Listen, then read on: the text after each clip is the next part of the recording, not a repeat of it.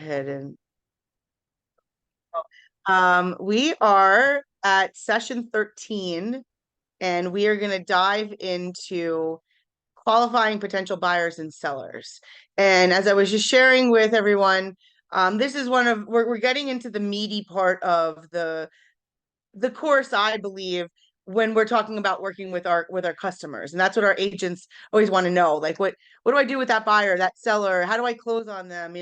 How do I get that listing appointment once I'm now in front of them? Now I have my database, like what next now? So it's truly building those relationships, following up with all of the leads, of course, and putting them into that funnel that we talk about, that cylinder of contact to cultivate to eventually be adding value so that they say, hey, it's me, I need to buy something, I want to sell something, I have questions, I wanted to be a developer, whatever it may be. So in qualifying potential buyers and sellers, we could get into a real quick, like, oh sure, Zita, I'll come over tomorrow. And then I don't know, does she have a couple agents she's talking to? Is this just an idea that she has? Is it right? So they pop out of your database, or you're at an event, or you meet somebody and they seem like they have the need right then and there. That's what this session is about. How do we get them to understand our value a bit, in not just the, oh sure, I'll go show you that house. Now, there are times where we are going to just go ahead and show them the house. And then we'll have to kind of work backwards, but we're still going to have to do all these steps, right? So you're going to know the kind of the pace the client is at. Let's say it's a guy and couple, they come in for a quick weekend. They just like fly into Bonaire, and it's like they only have Saturday to go see two houses that they liked. They didn't tell you about it. So now here they are on the island. Do you say, wait, hold on, time out. We need to go through the whole consultation process. No. You go out, if you have, obviously if you're not working on A buyers, A sellers, you go out and you meet them, and you build rapport, and then you work backwards and you still have these conversations. So what we're going to do is we are going to do a little role play. I'll play the agent, so I'll just ask for just one person to play a seller, play a buyer, and we're going to see how smoothly it could sound. Hopefully you're nice with me. And so today we're going to be talking about finding the motivated, which I believe is probably the easiest part of it all, but then classifying them. Are they able, ready, and willing? And what do those three things mean? And then qualifying the buyers and the sellers prior to actually sitting with them and having a formal consultation, a listing presentation. Okay. And there's another step after this, which is the needs analysis. This is not the needs analysis. This is getting me to the table to have a full-blown consultation with that seller or buyer. Now, that may mean that you have to do a two-step listing presentation. It also may mean that you just kind of package it all into one, and you have a couple quick conversations before the table. And this one says your number one job as a real estate agent is to find ways to get in the path of motivated buyers and sellers. So while you are building the database and collecting all these people, then the method and the message and the 19 to connect and 36 to convert, all of that is to cultivate so that the motivated buyers and sellers see that you are the option to help them accomplish what they need to get done. Let's go get these people in. Okay. And so finding the motivated, I want to bump over to the student manual, which I've pulled up here. The student manual, if you don't have it, we can go ahead and get it in the student drive, and we also have it inside of Connect. And you'll see in the bottom, you'll have the course materials download, and it's all here. So if you back out, you'll see the student manual as well. But let's jump into this. I want some conversation around this. What beliefs do you hold about finding buyers and sellers? Like what belief do you think it's easy? Is it does it just happen? You have to put time on task. What do you believe about going and finding the buyers and sellers? Would most of you say it's kind of easy, like it's kind of easy to find a buyer. You throw out an ad, or you put out that I'm doing an open house, or you go to an open house, and a buyer and seller, you can find them pretty easily. As far as sellers, you can find them pretty easily also. They're in your neighborhood. They're in the neighborhood that a house is selling. There's another seller somewhere over there. So that's something that we haven't talked about a lot, which is circle prospecting. And I do believe strongly in circle prospecting, because when you don't have anything to call, you don't have a database. Let's say you do your database, and to be honest, I used to leave Fridays for circle prospecting. Wednesdays were sphere of influence day, because it gave everybody middle of the week. You kind of got over the Monday rush into work, and we're setting up for the weekend. We're not like checked out completely. So Wednesday, Tuesday, Wednesday, Thursday. Wednesday was my day for sphere of influence, but Friday was my circle prospecting, because I was getting ready to go out to an open house or go show properties. And so finding sellers through circle prospecting is not that hard, because you're just telling them the good news. You're just letting them know, hey, your friend over there sold their house for like $100,000 more than what they listed for. Hey, this guy over here had like 85 million offers, or this one's struggling a bit, but they're listed at 600. Last sale was 525. Wow. Right. So you get into those conversations to collect buyers and sellers. But what about the statistics of how buyers found their agent? So when we take a look at that, this is what it says. It says buyers, how do they find their agent? And of course, these are National Association stats, which come out of Canada and United States. But I would guess that it's very similar. That how do they find you? They find you from a friend. They find you from a relative.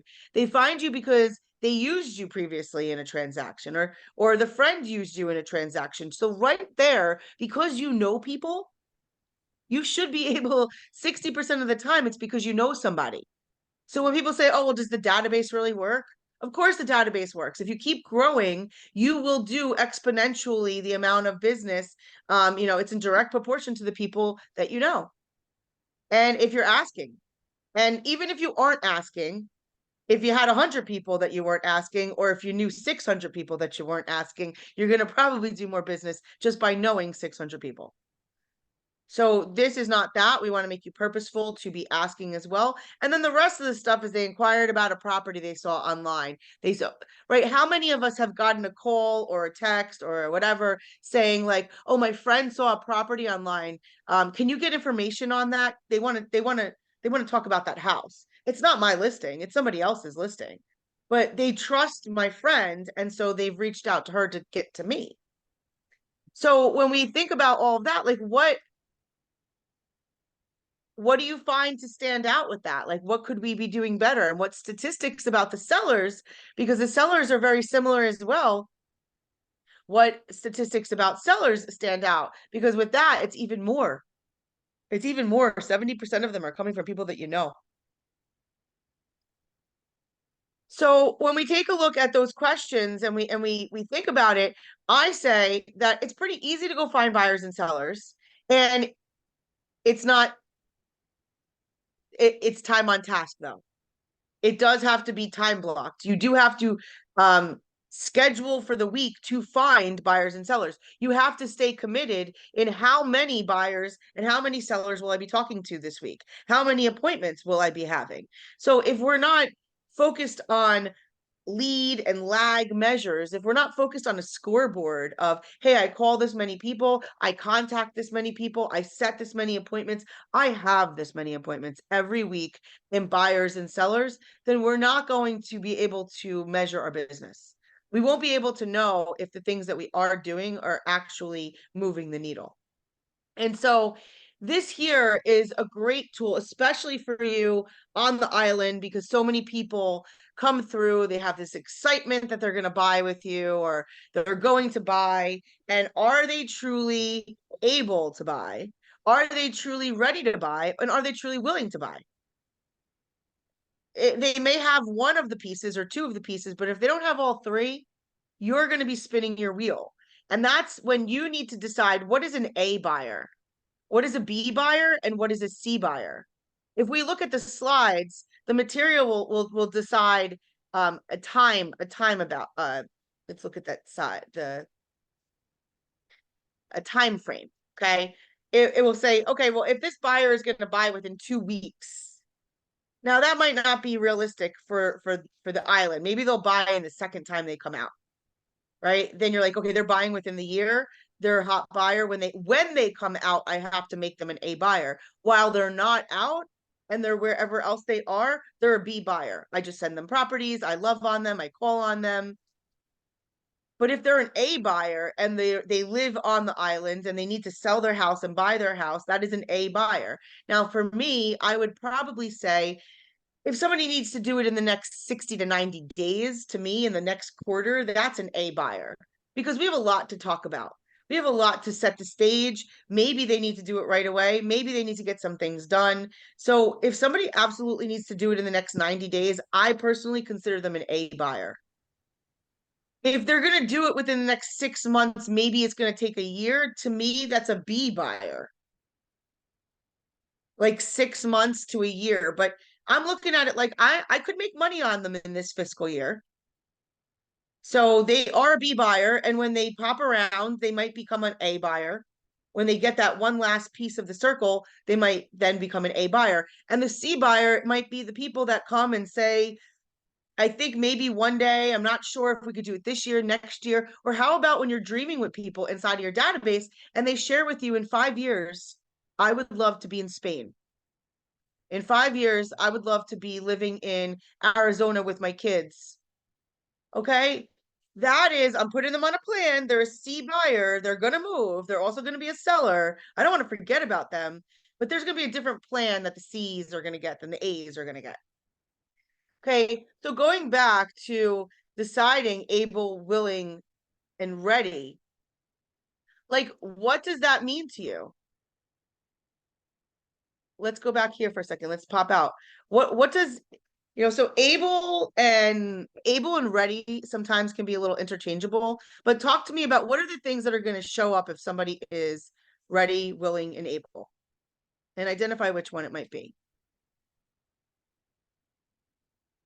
So we'll go with an easy one. How about they're pre-approved? They've already talked to the lender. They know that they can afford X amount. My husband, I'm excited for him. He's pre-approved for the first time to buy his first property on his own, and he will be a first-time home buyer. He will be able to get all sorts of grants and low deposits. If I hadn't gone through that process with him, if I had just jumped to the appointment and said, hey, let's go look at some multifamilies, we wouldn't really know where he stood. We'd probably look at things we can't afford. And he would probably not be actually ready to purchase. We did that last year. Last year, we started looking and we realized, oh my gosh, he needs 2 years of the tax returns. That 1 year is not going to get him what he needs because our bank can do 1 year, but it wasn't the income that we needed because it wasn't at the rate, he got a raise this last year. So we really had to wait for 23 so that we could go ahead and get that level raised so he could buy what he wants to buy. But he was not ready. He was willing. He put me in, coach. Give me the money. I'm ready to go. He also had the money in the bank. It was that he was not qualified yet because he didn't have the W-2s. So he was not ready. He was not able, but he was super willing. Right? Those things all matter. Pre-approval, timing. What about when a child has to finish school? Like they want to do it, they're qualified to do it, they're able to do it, they're ready, they're willing, but there's a little piece that they really aren't ready. And then I have to say to you, don't make assumptions. Don't make assumptions that they would do what you would do. Maybe you would wait until the child is done with school. So you're going, well, I don't want to press on them because I know they have a teenager and he's going to finish the last year of school.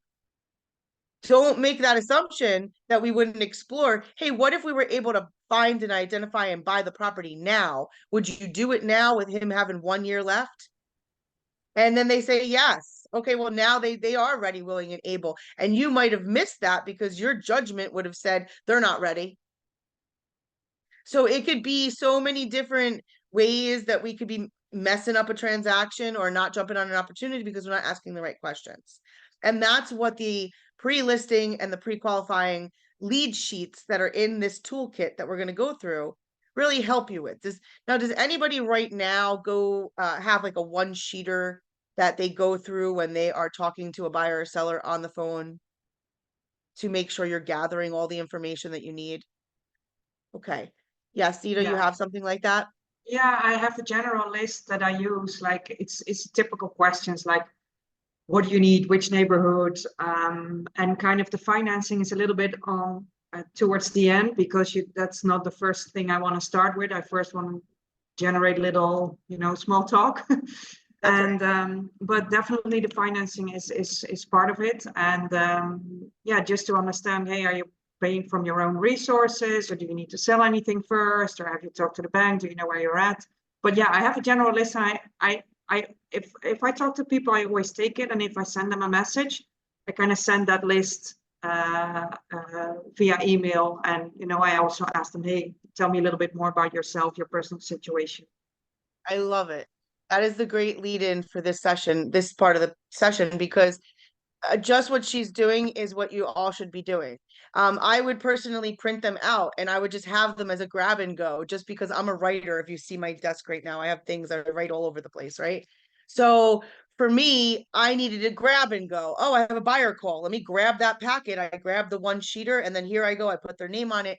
And the reason why, and for all of you, because I believe you're building strong foundation business, is guess what? If Zita has to go away for a month, she has to go back to Holland for a whole month, and I'm going to come in and I'm going to take over her buyers. It would be a lot easier if she just gave me those sheets, or if those sheets were actually uploaded into Command where I could see the notes. But me, I'm a paper person. So if she had those sheets in a folder, hey, here are all my buyers, Mary Beth, I'd be able to get to know all of her buyers before I went to go take them out, and I could really represent her.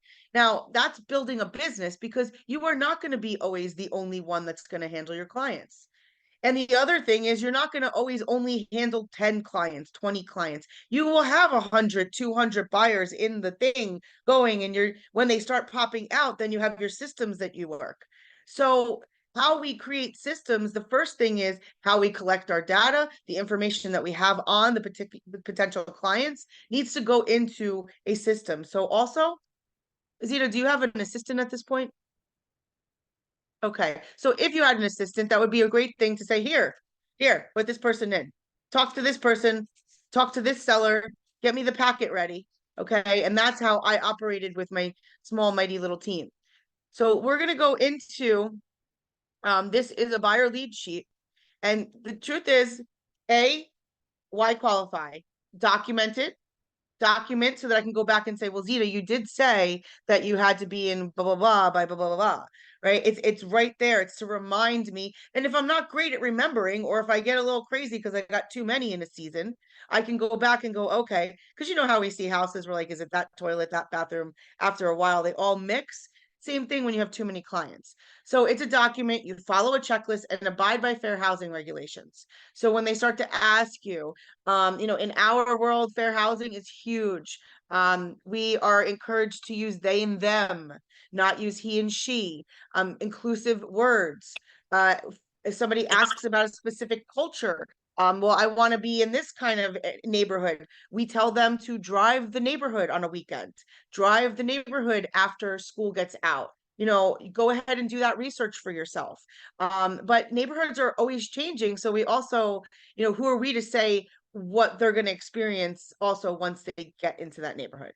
And we get sued for that stuff. So we just stay away from those conversations. So a buyer lead sheet this one is a 2-pager.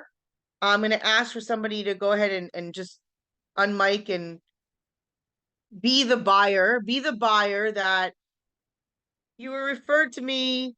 We connected through email. We're going to go ahead and we're going to meet. We're going to meet either on Zoom because that's convenient for you, or we're going to meet in the office because you want to come in on Saturday and we're going to sit down and talk about the buying process. And so this is going to be the pre-qualification questions I'm going to need to then go into the needs analysis. This is not the needs analysis. Okay, so who's going to play? Come on. I did this last night. It's like pulling teeth. Just somebody say yes.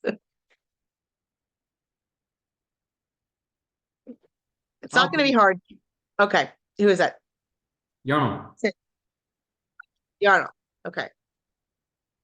Hi, okay, so I am calling, say I would have my date, I would have this, that Yarno came through, Zeta gave me him a lead, and I have his name, I have his email, I know where he lives. I don't have his children's name, I have his mobile, and that's about it. Okay, so, hey Arnold, this is Mary Beth, over at Keller Williams, how are you? Hi, Mary Beth. Good to talk to you. Thank you for making time available for me. Always for my clients, of course. I just wanted to give you a call because we are going to be getting together, I believe, Tuesday evening, and I just wanted to go through a few questions if that would be okay. Yeah, do you have 2 minutes for me? Yeah, sure. Okay. The number I called you on is your mobile number, right? That's correct. All right. And is that the best way to get in touch with you? Yeah. Or is there, yeah, No, that'd be good. okay. And are you, as far as your work schedule and like what are the best times, like when are you looking at homes, when are the best times for us to be talking? Well, as this is a private matter, it would be best after 6 o'clock at night or just after lunch between 1 and 2. Okay, and I'm writing that down.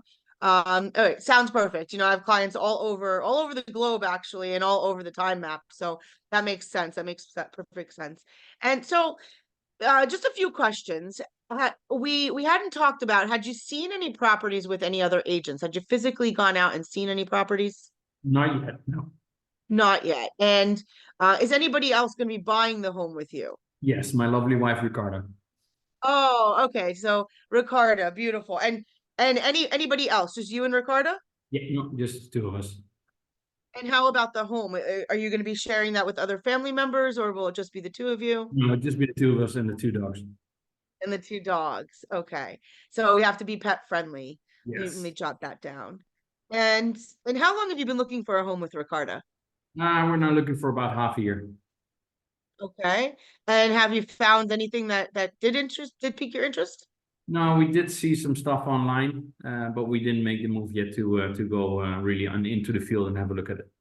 Okay. When we get together, we could talk about maybe some of those properties as we talk about more of what you really must have in a house. But for let me ask you, why are you guys moving We want to be a little bit closer to the office. closer to the office? And you're both working in the real estate field as well, Yes, we are.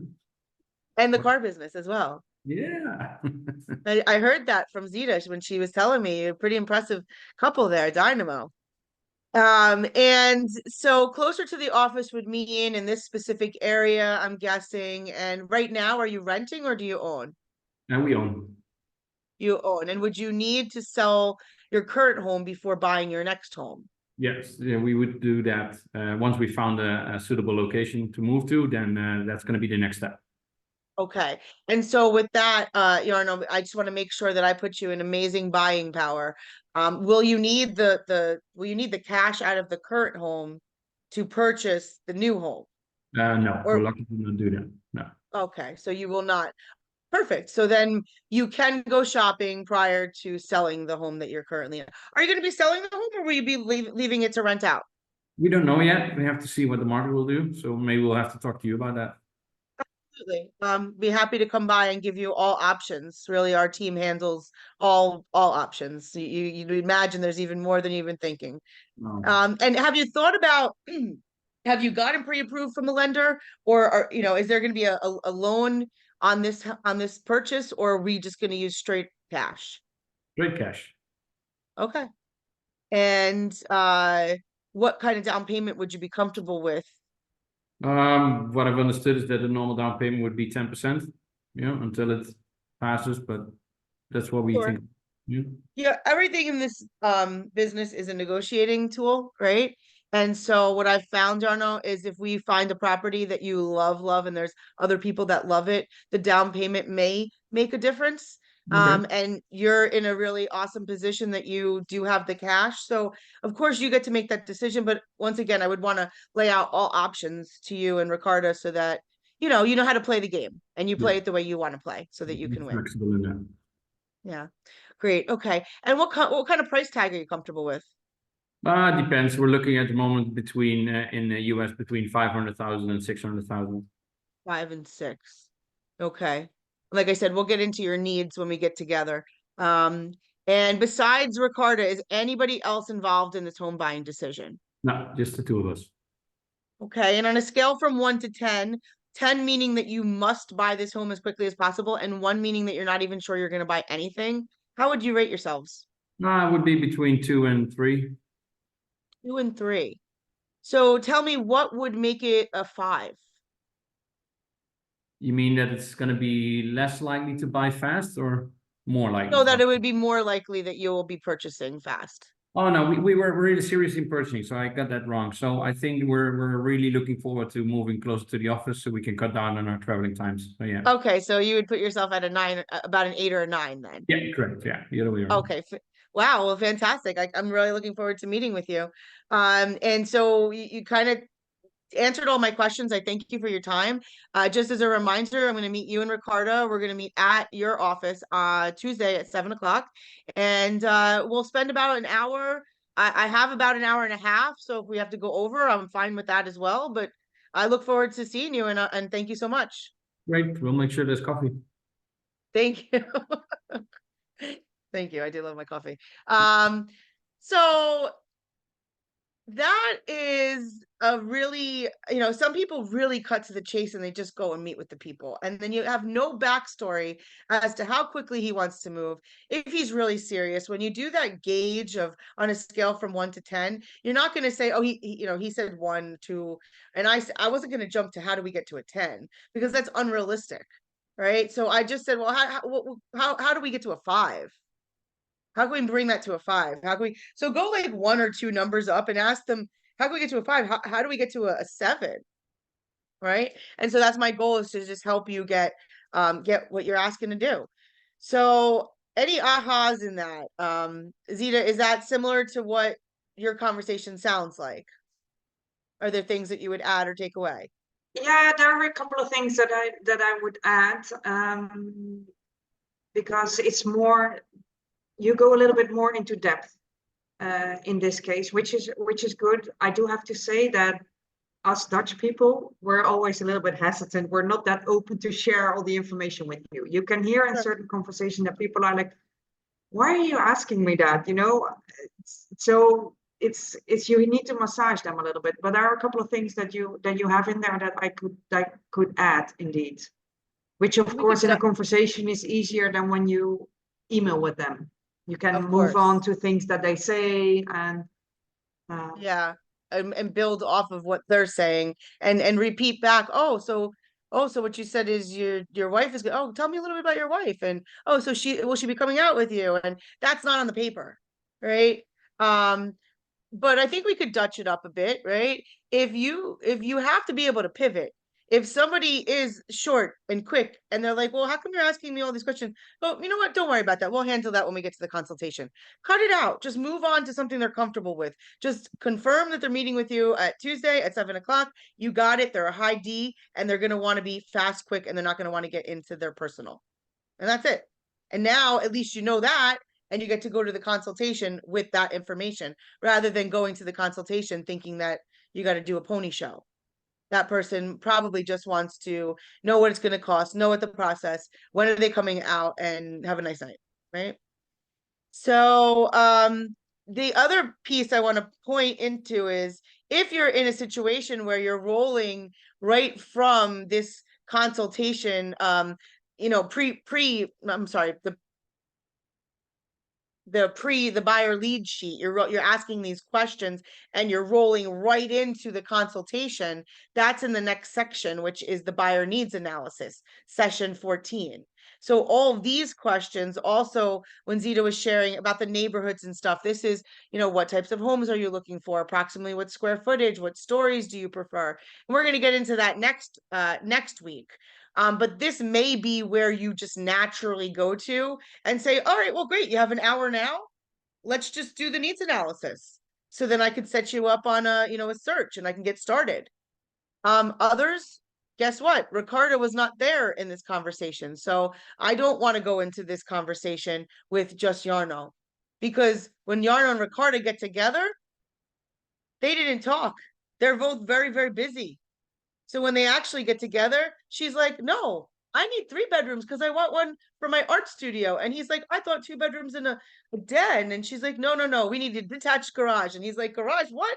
And that happens all the time. So I would never do that to them, is have a conversation. I would never waste my time either. Have a full-blown conversation with one to then find out that the other has a completely different opinion.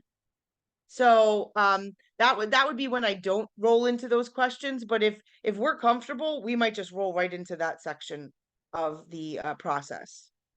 So Maribeth, let's can I ask you another question? sure. You probably have a lot of people who just go exclusively with you, I think. Here, specifically on Curacao, people tend to contact as many real estate agents as they can. So, so Well, sometimes it's hard to kind of funnel them down and get them to work with you. Also, you know, we try to get a lot more exclusive listings, which is hard here because owners are like, you know, I don't care who sells it, I'm going to put it with everybody. Well, you've heard the story. So, and that also counts a little bit for the buyers. So, you know, sometimes they're like, you know, all of them are asking me the same questions, you know, so it's I could use a little advice maybe from your side how to funnel them and be a little bit more open to you and get to convince them that basically it's what you're doing is because you can best help them, and hopefully you can avoid that they turn to 3 other agents to search for them as well. Do you know what I'm saying, or am I a little bit confusing? No, you're not confusing at all. It's all because I've worked in so many different markets. Brooklyn, New York operates like the Wild West, and nobody trusts anybody. And Staten Island, New York operates a little bit like that too. So there were a lot of people going, here's an open listing. You all can have it, like you said. You all could have my listing and you could all sell it. And buyers, you don't have to just work, you're gonna work with 5 different agents because why? Because we all have different inventory. We could all, sure. We definitely have dealt with it. And it all comes down to, and it's probably more difficult where you're at because you don't have a shared MLS system to be able to say, hey, we have access to all the properties. Why wouldn't you just work with one agent who could have your best interests? Now, that does have to be your message, but you have to figure out all of the value that comes with Zeta as to why they should work exclusively. They should work exclusively. Because when you give the needs to 5 different agents, who's really working hard for you? Like the buyer, really. If you find out that the buyer's working with 5 different agents, yeah, some agents are going to be hungry and trying to find this. And the buyer sometimes does make out because he's got all these new agents just working for him. But the truth is, he's only going to get what the scraps. He's only going to get what they find. He's not going to be working with an agent who actually is bringing properties to market. We are in a family that we are bringing properties to market. We have a database of buyers and sellers who aren't even on market yet. So that's one of our strengths, is that our network, we do use that. Our network of KW in our family, we have 1,600 agents in 2 counties. We sell stuff even before it hits market. So the strength of the network has to be one of the values. To a buyer, I mean, what is the value that they don't have somebody representing them in their corner? Nobody's negotiating for them. How do you know you're not getting like I'm an agent, I'll go ask questions, but if you got 5 or 6 working for you, that's not going to happen. So that's where buyer agency agreement should be implemented on the island. That, look, you signed with me, you're in a contract with me, I am going to work for you, I'm going to do everything I can to find you as many properties. But I do it, yes, it is hard. The truth is, though, a seller who has 7 different agents marketing their property, it doesn't look like a serious. I don't know. I mean, on our end, we look at it like that guy's wasting everybody's time. So there is a perception as professionals that we have of you, Mr. Seller and Mr. Buyer, that you should also be, because the really professional agents who have the qualified buyers that will get the deal done and have all the vendors at our fingertips, they're working with us. They're not going to go do it on their own. And in our market, we have a lot of for sale by owners right now. So for sale by owners are people who don't want to commit to anybody. You know, they think they could do a good job just like we can. So they just do it with us. We call that the private market. And that's nice. But that's the same mindset that we have to go after the seller, is the seller is looking at you, and don't get it wrong. The seller's saying, well, you're going to cost me money. So I just want, if you're going to make money off of me, you need to make me money. So when he gives it exclusively to somebody, in his mind, he's saying, you haven't proved to me that you're worthy of the money. Like, show me what you're going to go do that the other four aren't going to do at the same time. And I think you're going to be professional. You're going to bring it to market. You're going to bring qualified buyers. You're not going to have people coming through. One wrong showing and somebody cases the house and you get robbed. I mean, when you're working and we're qualifying our buyers, we're not letting just anybody go in the houses. You know, Zita, there's all different benefits, but are you going to family reunion? You're not. Okay. Well, those of us that are, Yarno, you're going, right? Yes, okay. So you need to bring Zita back the info. She needs to know, how does she combat the sellers who want to go give it to multiple open listings? How do I show my value so they stop doing that and they just list with KW Curacao? And it Well, also it's- may it's- be a campaign. Go ahead. Well, the sellers are, I kind of know how to tell them what our value is. The only thing is to get them actually to go exclusively with you for sure. But it's also indeed on the buyer side that they tend to contact every realtor, like, Yeah. hey, I'm looking for this, I'm looking for that, I'm looking for that. So Here's another thing here's something I can tell you from being a buyer on the island. I reached out to a lot of agents. I have one Remax guy, he kind of tickles me once in a while. Like, I bought a house already. I mean, I started looking, I found my agent, BB took me out, we found I went through the process. But I was looking around for a whole year before I went and found my agent, and who I stuck with was the agent who actually serviced me. So if the guy because when I'm looking on the island, I know, oh, maybe we're not there yet, or maybe we're not big yet, or maybe, right? So Remax is reaching out, this one's reaching out, I'm communicating. They stopped communicating. Like, if they had just kept on me, it was a year later. And that's why it's really important to ask some questions, but have your systems in place that you pick up the phone or you WhatsApp us because it's the person who stays on us that we go, okay, yes, you are my person. And, you know, she's my person for a lot of other things now because she became the person over there. So I would say, even on our end, and gosh, in New Jersey, we're inundated with leads like crazy. You talk to these agents, oh, I'm looking for my sister, but she's working with 2 agents. Right? So we also go through that. But I guess I just want you all to own it and say, I'm not showing enough value when I'm sitting with that person or talking or communicating that they've said, yep, I only want to work with you.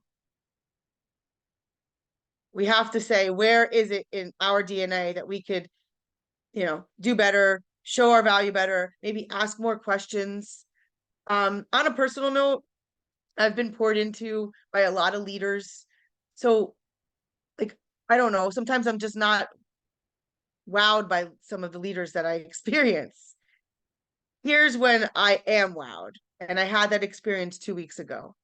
When somebody gets in and starts to talk about what's important to me, and I am crazy about wealth building right now, and starts to bring tactical things and almost starts to coach me and really starts to tap into something that I need.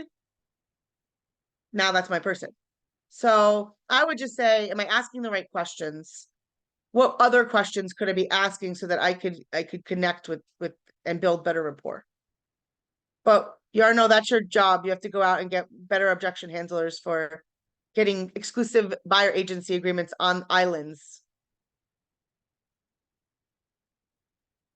Yeah, we're doing our best. We're doing our best. Yes, I know. We all are, absolutely. All right, so now on a seller questionnaire, it's just a 1-pager. I'd love for somebody to play with me. It's super simple. This is, I am going over to your house. we have a listing appointment scheduled, and I just want to check in with you, 5-minute conversation.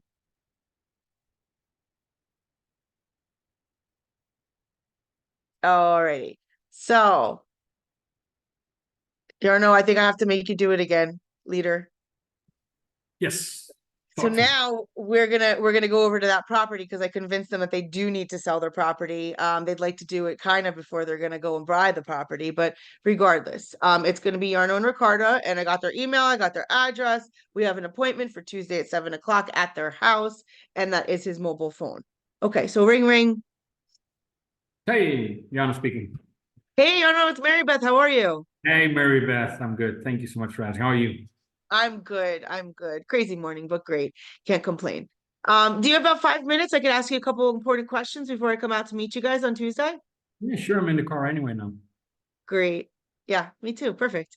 So, we never got talking. How did you and Ricardo hear about me? Well, we saw the big air balloon with your name on it when it moved over Willemstad. We really loved it. We thought that's the person that we want to do. That balloon. Let me tell you, there's stories about that balloon, but that's awesome that it worked. I'd love to know that. I'd like to hold that accountable. And why are you guys moving again? We're buying the property closer to the office. Is that Yeah, what we're yeah, doing? that's correct. And the Selenia area where we're gonna move, yeah, that really draws attention to our Tell to me us. about that area. What is it about that area? It's nice. It always has like there are no traffic jams at all. The traffic lights are always green. There's a lot of restaurants, good quality, beautiful views. So yeah, that's why we're going. Sounds like I need a visit when I get there. Wow. Uh, and how soon do we now that we have to sell the house, how soon do you need to be in that new house? There's not that much time pressure. I must say, with the planning of our vacation, it would be nice if we would have it all settled before August this year. Okay. Okay. So that gives us some time. That's about 6 months. Yeah. But not too much time. I mean, we do have to get on this, which is why I'm coming over on Tuesday. So, but how about this? If we sold the house in the next 30 days, would that be a problem? Oh, we have to get some boxes to start moving, but yeah, there are no issues. We should be able to I'll be right out there. Don't worry. We have a fantastic moving team also that we can put you in touch with. They're really great, organized, clear boxes. So, and what would happen if you guys didn't sell and you weren't able to get to that area? Well, we would still be okay. We could move to the new location if we wanted. We could have the house sitting empty for quite some time. So no worry about that. Would you consider renting it at that point? Yeah, we would. There's a large expat community on the island, and Yep. that would be an option if the price would be good. Yeah, sure. Okay. And do you have an idea for how much you'd want to list the home for? You mean for sale or for rent? For sale. For sale, I think in Guilders it would be 1.1. Okay. Okay. And rent, did you have an idea for rent? Yeah, we would be a little bit on the high end, including pool maintenance and garden maintenance. We would be around 4,500, 5,000 Guilders a month. Okay. Okay. Still great. That's awesome. Okay. And how much do you owe on the property? Nothing anymore. Nothing. All right. And right. All right. So I'm going to be sending you a packet.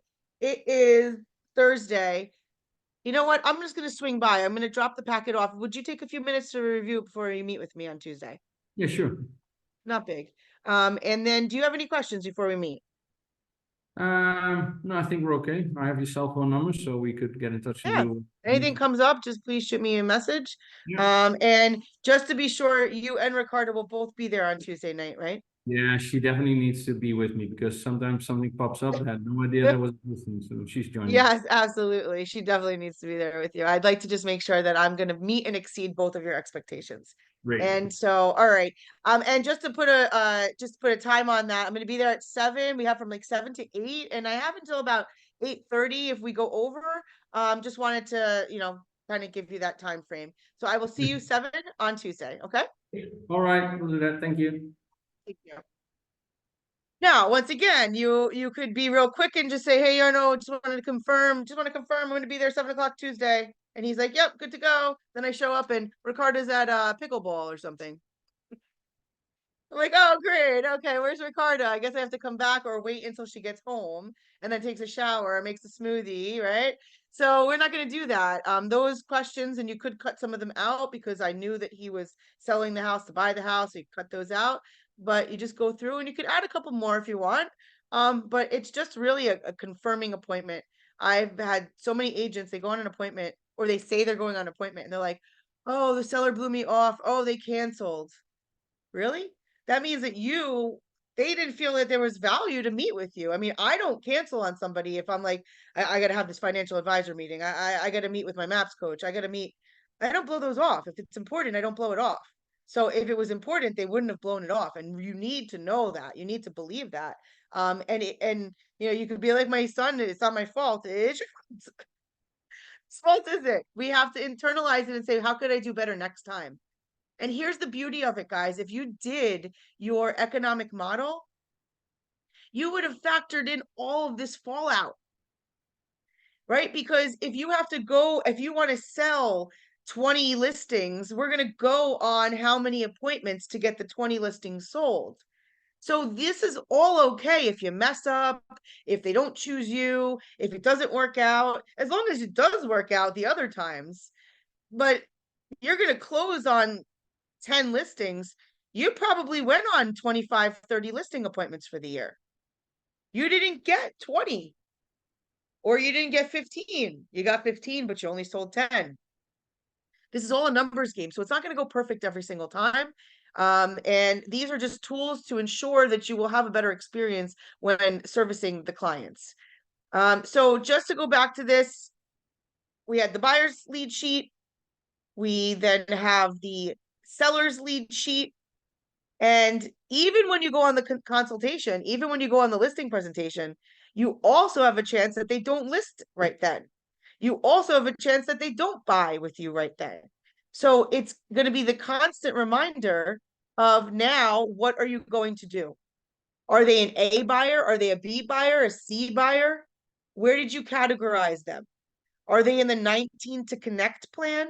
The 19 to connect plan is for leads to contacts. At this point, if they're an A, B, or C buyer, they should already be inside of the 36 to convert. 19 to connect are those leads that we really don't get to talk to, set an appointment with. We don't really know what they want. They inquired on something. Once we've got them, we put them in the funnel. They're in the cultivating stage, and we are converting them through the 36 touch, which is basically just adding on a few more touches from what they were already getting from you because they were a lead. So now we're going to go with some more specific. Now we know they're a buyer. Now they're going to get some buyer things. We know they're a seller. We know they're a potential investor. And I would love for you to share, anybody have that one to cement? If I came into your world and we had a consultation and I say to you, you know what, Yarno, you know what, Zita, you know what, you guys are great, but you just really showed me that we can't do it right now. We're going to do this next year. What is that one thing a year that I get from you? What is the one to cement? Is it an invitation to something? Is it a pie?